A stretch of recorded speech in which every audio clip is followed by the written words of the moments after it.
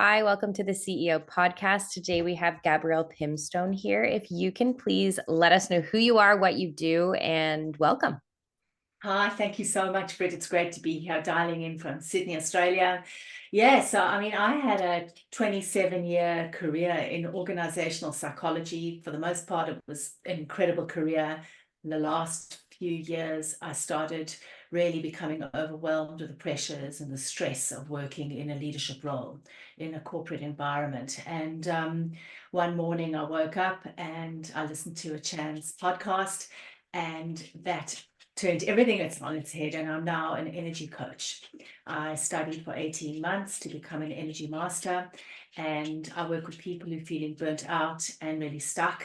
And what I do is I teach them powerful energy techniques so that they can heal themselves and they can move through major change and transitions and also live with renewed purpose and passion. Amazing. So, tell us a little bit more about being an energy coach in terms of what you do on a day to day basis and what are your main methods or modalities. Great. Okay. So I work, it's, if anyone who knows what coaching is about, I am an accredited normal coach, put it that way. So I'm always helping my clients ascertain where they are in their life, where they want to be, and to really close the gap. An energy coach works with different modality to do that. So I'm helping people master their energy, and energy is that invisible life force. And if we walk around with energy blocks or our energy is fractured in any way, what happens is it's like we have these repetitive patterns in our lives and it feels like an invisible handbrake. We know something's wrong, but we can't quite put our finger on it and we don't know what to do about it. So I teach people 5 things. I teach them how to understand their energy, how to protect their energy, how to clear energy blocks, so how to clear their energy, how to maintain a high vibration, because our energy dips all the time, and also how to optimize their energy. And that is about really accessing latent gifts and talents and dormant potential that's, really lying there unawakened. So that's what I do on a day-to-day basis. And I do that either in a one-on-one context. So I've got a number of one-on-one coaching clients, but I'm also a group facilitator and I love working with groups. So I offer a group process, small group environment. You work with me for 28 days and I'll help you move through your biggest blocks.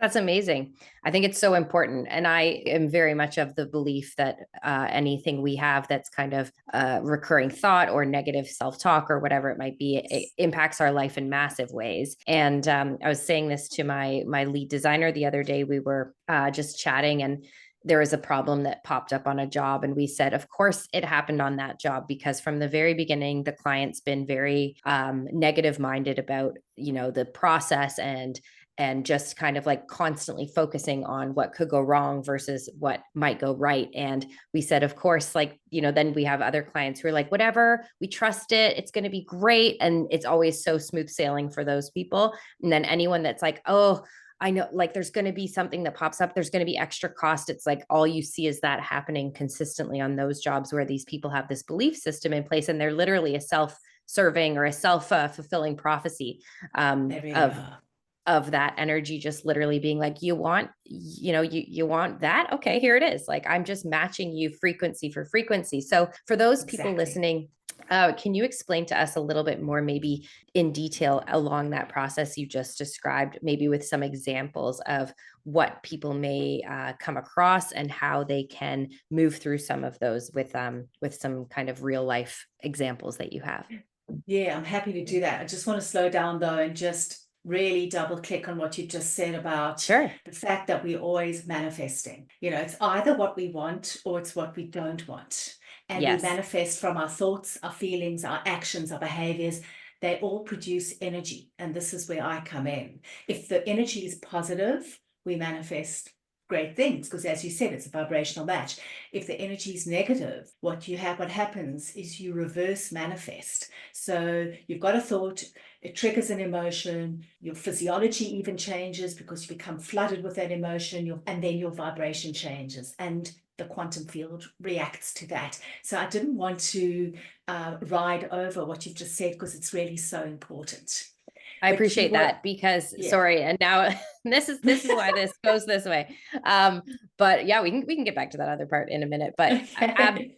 I think you're absolutely correct. And I do think that it's important to bring notice to that, especially to people that are possibly new to the thought field of manifesting, because so many, if you only are just learning about it or you've heard people talk about it before, you might think, well, if I think it, or if I keep saying these affirmations or reading my affirmations every day, it's going to come true. But you have to dig through all of those different layers and find all of Yes. those parts of yourself, and your subconscious Yes. mind and even your unconscious mind that are fighting against that belief, and where you have to make those like cellular changes as to where that limiting belief comes from. Like I did a manifestation course a few years ago with Manifestation Babe. She's out of the States. I don't know if you've heard of her, but No, no, I'll write that she's down. she's lovely. You can follow her. She has a podcast too that but one of her kind of things that she goes through is she says that you have to do all of like the shadow work behind it, Yeah. and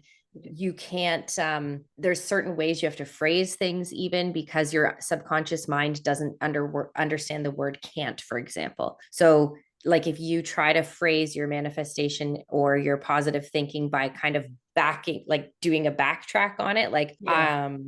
I'm not saying this correctly, so it's not coming across right, but maybe you can clear it up. I love what you're saying, and I want to go into that idea of shadow work because my background is psychology. So I had 27 years organizational psychology, and shadow work means looking at all the disavowed parts of ourselves, the parts of ourselves that have been too overwhelming, too troubling to look at, all our, overwhelming emotions, traumas, memories, all of that good stuff. So maybe what I can do is give you a real life example of what I'm talking about doing shadow work. And I'll use myself as an example, because what I realized is I had been manifesting from a fractured part of myself. And there were a couple of really deeply wired limiting beliefs that I had to rewire for more abundance and to get my life flowing. So my father passed away when I was 9 years old. He was in his 40s. He was at the cusp of an incredible career, an innovation of his career. He was a world-renowned medical professor of medicine. He'd been offered this incredible job in Toronto, actually, in Oh, Canada. that's where we are. Oh, really? Okay. Yeah. The Nobel organization gave him a coin and said, one day you're going to get the real thing. He was going places in his career. And then he got cancer and he died. Oh, I'm So, sorry. no, I thank you, but I've worked through that. I'm using this as an example to discuss some of the crazy beliefs that I had to rewire for my business to take off. So my dad had it all at the time. Great wife, my mum, three wonderful children, and a career that was flourishing. So when he got sick and died, I developed a fear that I can't have it all. Hmm. Because if I have it all, I'm going to pay a really big price in one area of my life. I'm going to pay the biggest price, actually. So that was a really big part of my identity. And so can you imagine that what breaks that puts on building a successful business? And a belief. I also had a belief, woke up, I grew up in a family, we had enough money, but we weren't hugely wealthy because my dad was an academic doctor, my mother was a teacher. And I had a belief that I needed just enough, just more than enough money. I didn't like the idea of being wealthy. I had to work through the word wealth actually triggered me because I had this belief that I just needed enough. And whenever I always needed to be just on the edge, a little bit on the edge of struggle. And that the belief was that if I had financial freedom, I'd become unsafe, which is a really crazy one. So these beliefs are bizarre. They're invisible, but just because they're out of our awareness doesn't mean they're not running the show. And so I had to do a huge amount of work to really get my business into the right place. And that's the shadow work that you're referring to, or that Yes. manifestation babe is referring to. Yes. And thank you for that, because that did bring back what I was going to say before. Good. And that was, we were working through one of the modules on money, and it was like, what are your first memories about money? And it's like, you go back to your childhood, and she takes you through different journaling exercises, even like different hypnosis kind of things you go through, and you try to recall, like, what's the first thing that I remember about money? And I think what I had remembered was that it's like, there's only so much to go around. You and your sister, you have to split it evenly, and like, it has to be equal, it has to be fair, but like, there's not a lot. So like, you can have this much, but not all of it. So you can't have this other thing you want, whatever it might be. And you go through that and you go, okay, so now every time I want something, the first thing that my brain does, it goes, well, hold on, there's not quite enough. So like, are you sure? And it's like, you are constantly being like tugged back from this limiting belief. And it can be in any part of your life. So for you, for example, like, of course, having such a traumatic experience at 9, losing a parent, you're going to immediately, your brain is going to create a link that's like, success equals dying. Like, exactly, in the simplest form, right? Yes. You have it all, then you die, right? It's like, and you have to cut that, you have to break it, you have to sever that tie. And it can be anything. Like, I ride horses, for example. Like, that's my sport that I do for fun. Beautiful. And as a child, I did it as well. And my parents, we bought 2 horses in my life. All the other ones we like borrowed from people and rented off people. The 2 that we purchased, the first one broke its leg and died, and the second one got very injured and had to be retired. So I created a story that every horse I buy breaks or dies. And it's still there. Like, every time I think about, maybe it's time to like buy my own again, I go, nope, because it's going to die. And it is, but it's true. Like, you don't think about it as terms of like, that's a good example for people who maybe don't quite understand shadow work. It's like, what's that instantaneous thought that comes to you when you speak something that you want into the universe? Like, what do you think of first? Exactly. Right? It's that instinctive, that primal thing. But what you're talking about, I wrote down, you said, she asked you, what's the first thing you remember about when you think about money? When I work at an energetic level, so what you're talking about is things happen in our childhood that we all know, okay? And those, because when we're children, we don't have the cognitive capacity to process things. We develop these crazy beliefs, these life scripts, these stories we tell ourselves, which is what you said, and that becomes our identity. Working with energy is an interesting one, because all of those events, if you go back to that first thing you remember, we're talking about the events that have happened that have set us on a particular course. And each of those experiences or events have an energetic stamp. They have an energetic frequency. And if they are troubling or traumatic in any way, and we don't work through the energy around that, energy doesn't just disappear. You have to transmute it. And if you don't do that, the energy actually becomes trapped. The energy of that experience becomes trapped in your energetic body, starting with your aura, your auric field, and then moving into your chakras. So you get blocks in your chakras. And if that gets deeper and deeper over time, it can actually physically manifest in your physical body. And so the work that I do, this is why energy work is so powerful, is going into that inception point, the root of where it all began, the energetic root, and releasing the energy around that. And then everything just starts to release from there. It's difficult to understand, but that's the essence of energy work. It's like you can talk through those experiences, which I did for years and years and years in therapy, and I got great self-insight, but the energy was still with me. So it's the release of the energy. That's the big thing. And that's what catapults real change in your life. Absolutely. And I love thinking about that as a physical thing, because I'm just thinking back, like a little image popped up in my head as you were saying that. And it's just this map my osteopath has on his wall. And it says, like, it's pointing to all the different parts, and it says like kidneys, emotional trauma, and all this stuff. And a friend of mine, and I hope she doesn't mind me sharing this story, but her father passed away, who she was extremely close to. And a few years later, she was diagnosed with kidney cancer. And she swears to God that it was just the emotional trauma of losing her dad that she didn't quite process, that manifested itself into a cancerous growth in her body. And I absolutely believe that. Even my own grandfather, like, he he had his own issues. And when he passed away, my grandmother developed kidney cancer, like the exact same type of cancer from years of emotional trauma. So Interesting. I absolutely think that it manifests physically. Now, my question for you is, how do you get to the root of it? What is that process and what does that look like? Yes, well, I can't teach that in 5 minutes now. It's something that it is something that I teach my students in my coaching programs. But I can talk about the modality, and I can talk about a typical what a session might feel like, what you might Sure. experience in a session. Sorry, my little Django's jumping up. So, so basically, I work with a modality that is called sacred geometry. So it's very similar to Reiki. A lot of your listeners may have heard of Reiki. Reiki works with symbols. I work with sacred geometry. And sacred geometry they are divine patterns, energetic patterns that are found everywhere in the world, in nature, in our human body. So just think about your DNA, it's a perfect spiral. Think about your cells, they're spheres.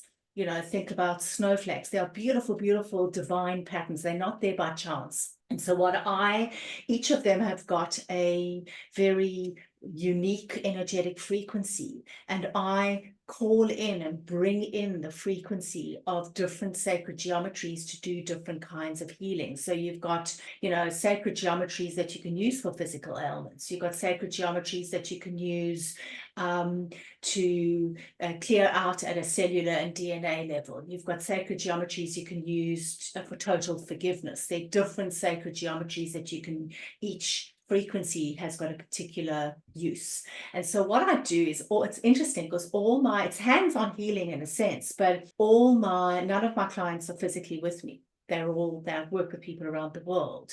And so it's virtual. And what I do is I've got a sacred geometry, an energetic pattern that I use to bring, if you were my client, I'd bring your energetic body in front of you. You might be lying on a couch chilling out in Toronto, but I bring your energetic body in front of me, and it's like I'm working on you in front of me. And what I start doing is I always clear the chakras. I go into the chakras. I've got hands-on healing skills, so my hand will heat up when I hit a block. So it might be that I hit a block in your throat chakra, for argument's sake, right? And I kind of scan, and then when I'm there and I'm reading your energy, that might take me to along your timeline, I guess, and I can then go into your childhood and I can recreate you as a child and heal the issue, the inception point of that block in your throat chakra. So I've got, because I'm able to read energy, I'll be able to potentially actually pick up, get the gist of what happened, and then go back, release the energy. And when we regroup after the energy healing is finished, we have a debrief. You talk about what you experience. I say, I'll give you a real example of what so I was doing a healing on somebody. I actually can't remember which chakra it was. I think it might have been the sacral chakra, the emotional. We went into their childhood. I saw them as a young boy of about 5 years old, sitting on a dust road. There was something around, there was loneliness, there was self-soothing, there was all of that. I cleared what it was. I wasn't quite sure, came back, and then we spoke, and he said, that was an incident that happened when he ran out of church, when he was a young child, and he sat by, no one could find him. And he was sitting by himself, kind of really feeling sad and beating himself up. It wasn't a dust road per se, but it was out there in nature. And so whatever that experience was, I released the beliefs around that, I released the thoughts around that, the emotions around that, and that cleared that particular issue in his life. Very interesting. How It's did interesting. you Yeah, I mean, I think there's probably a handful of people that don't buy into that sort of thing, but for me, Yes. I've done a Yes. lot of it with my own healers here, and I've even done past life versions of it where we go back into those scenarios and find that. And Right.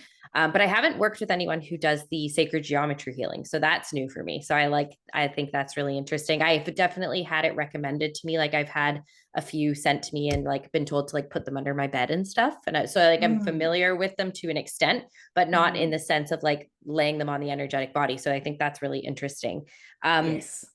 How did you realize that you had this gift? Well, I've always had I've had deep, deep, deep intuition. That's why I'm a really, in the corporate world, I've been such a great facilitator. I can work with a group of people and I can feel and experience and sense things that most people wouldn't be on their radar. So it's always been a gift of mine. But when I studied this for 18 months, um, and this is, he activated my gifts. That's what he did. He activated my hands-on healing because we've all got the latent gifts. They're sitting there lying. We've got spiritual gifts. They're just lying dormant. So through the process of energetic activation, that really just enhanced the intuitive gifts that were already in me, and that had made me such a successful facilitator and coach in the corporate world. Being able to pick up on energy very quickly, being able to read invisible dynamics in a group. It's always just been there, but the process of studying this activated it more. So, how can people start to understand their own gifts and how can they start to possibly utilize those in their business? Because I totally feel what you're saying with that. Because for me, I don't think I'm maybe quite at your level, but I definitely have strong intuition. I am Reiki level 1 certified. So like when I touch or feel, I actually feel like magnetic. It doesn't get hot, it gets like magnetic feeling, Nice. Yeah. which is weird. But anyways, so but I use my intuition a lot with my clients. So I'll walk into a home and I have immediately like pictures coming into my head of like what needs to happen and what they need in their home. And so that's how I use it in my own business. But how can people who are maybe not quite as in tune yet with themselves start to look inward and see what Yes. gifts are available to them? That's great. So, I mean, I think there are different ways of doing it. The physical body is one way. So the body uses language to communicate our gifts to us, to communicate energy to us. And so, intuition is about really the sense of something that hasn't, it's kind of bypassed your cognitive mind. So if you really get in touch with bodily sensations, you can start to develop your intuitive gifts. So daily body scans would be one simple way of doing it. There's another tool that I teach people, which is, scanning for yes and no. So, I mean, there are different ways of doing it. The way that I do it, and I've been taught to do it, is putting your hands in front of you like this and asking yourself a question. So nothing too over the top, but should I accept that dinner date of that guy, for example? Okay. So should I accept that dinner date? And then just feeling your hands, you're going to work out what your yes is. Your yes might be your hands slightly coming together. Your no might be your hands slightly going a little bit further apart. So we'll play around with that. And that's a real way of building your intuition, scanning for yes and no. I mean, you can ask your intuition a question, okay, and then journal what comes up, which really is about, sitting in a quiet space and asking a particular question, and then free write. Don't censor, that free writing. Don't just carry on until you've got nothing left to write. That's another way of really tapping into your intuition. And the other way, which I've been working with dreams for 30 years. I mean, they are the guiding words of the soul. That's not my words, those are Carl Jung's words. But if you build a relationship with your dreams in your dream world, it's a powerful way of finding the answers within and activating your deep intuition as well. So there are different ways of getting there. And then, of course, if you work with, somebody who's got the gifts to activate your intuition and your spiritual gifts, that's a fast track to all of this. Tell me more about that because that interests me because I feel like I haven't heard of that before. And I'm like, where do I sign up? So basically it would work the same as an energy healing. Probably what I would do, before I can activate your gifts, I'll release blocks. I'll go in and do that process of releasing blocks, because one of the key reasons our gifts aren't flourishing is because we've got all these blocks. One block might be, oh, this is hocus pocus, or I don't have any gifts, or whatever the blocks may be. I go in, I clear them, and then using there's actually a sequence I follow, using about 3 or 4 different kinds of sacred geometries. I go in, I cleanse you out at a deep level, and I activate your dormant energy at a deep level. And everything works through intention, as you know. So the intention we set is to activate whatever spiritual gifts are ready to be released and activated right now. And we go in and do that a couple of times, and you will start to experience things very differently, see things you didn't see before, and you'll start to experience different kinds of spiritual gifts. Whatever's ready to come up, they'll start flourishing, and you'll start experiencing them. Have you tell us a bit about some of your clients, if you're able to have, are there any kind of really fantastic stories that have come out of that people have, come to you, done this healing, and then gone on to be just like insanely successful or change their whole life? Like, give us some of that. Yeah. So there are some really big success stories. I'm actually currently working with a couple of people. They've come to me to activate their spiritual gifts, funnily enough. So that I haven't got the answers to that yet, but I've worked with people who, like somebody, for example, who had never been able to sleep in their life. And the way that it was impacting them was just prolific. Like they moved countries, they had to start their business from scratch again, and they didn't know, they were just a jumble. They couldn't focus, there was nothing they could do, they didn't know where to start. And their sleeping was a really big problem in all of this, because that's just like hygiene 101, and well-being 101. You've got to get a good night's sleep. And so like they've been in a pattern for many, many years of, even if they took hours to fall asleep, if they went to the toilet in the night, it would take them another hour to fall asleep. And literally I did one session. I was actually shocked myself. And after one session, they slept through the night for the first time. That would be so awful. Not being able to sleep. I'm just thinking about it. Yeah, no, that would be, but that's amazing that you were able to. That's amazing. And then things snowball, obviously, from there. And then I worked with them, another 1 or 2 times, just to set the pattern up. So that, just to make sure this wasn't, something like a fluke. Right. Yeah. And so because there's that placebo effect. You think, oh, she's done an energy healing on me, I'm going to sleep through the night. Yeah. But this actually lasted. And we did a couple of sessions, and that had profound effect on her clarity in a way. And what was it? Did you pinpoint where that was in her energetic field of what was causing that? Because that's brutal. It was brutal. We did. Because I don't want to talk about that. I'm not going to talk about, because that's fair. It's private. Yeah. Yeah, that is private. But basically the way that I always work is like the inability to sleep is not the root of the problem, it's the symptom. So I always go to the root. So it might be manifesting as an inability to sleep, but when I read the energy, for argument's sake, it could be deep. Maybe it was a nightmare they had when they were a child.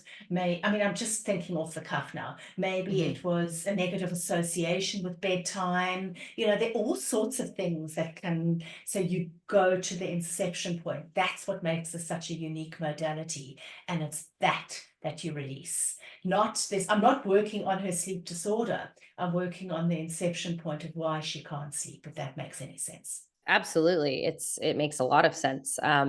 For sure. I think I'm in construction and design, so I'll give it a little analogy of like, let's say you have a leak in your roof, and you have drywall damage in your kitchen, and it's like you can paint it. That'll fix it for a week, and then it's going to start coming through. You can dig it out and replace the drywall. That's fine. That'll fix it for another month or two, and then it's going to come through. Or you can actually go and fix the roof leak and then fix all the other things that flow down from it. Exactly.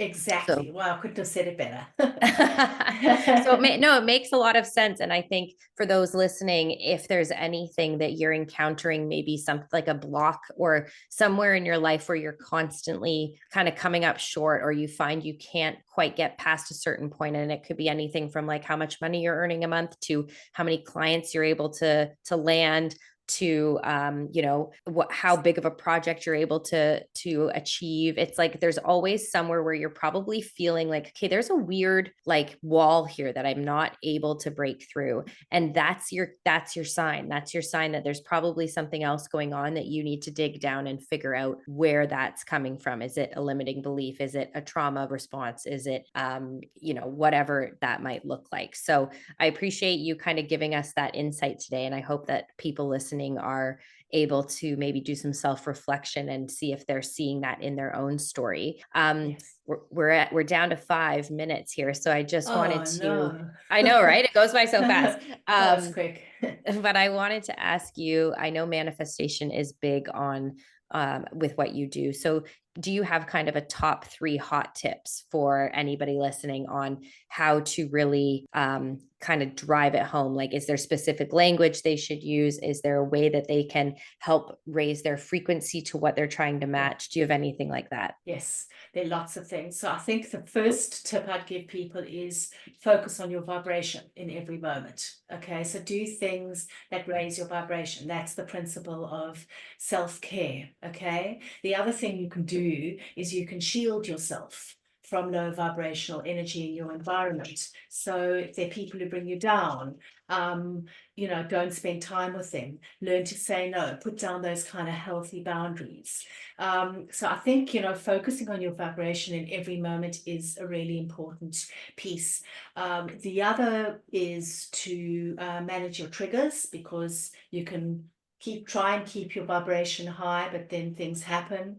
So I think it's really, as I said, that's important of trigger management.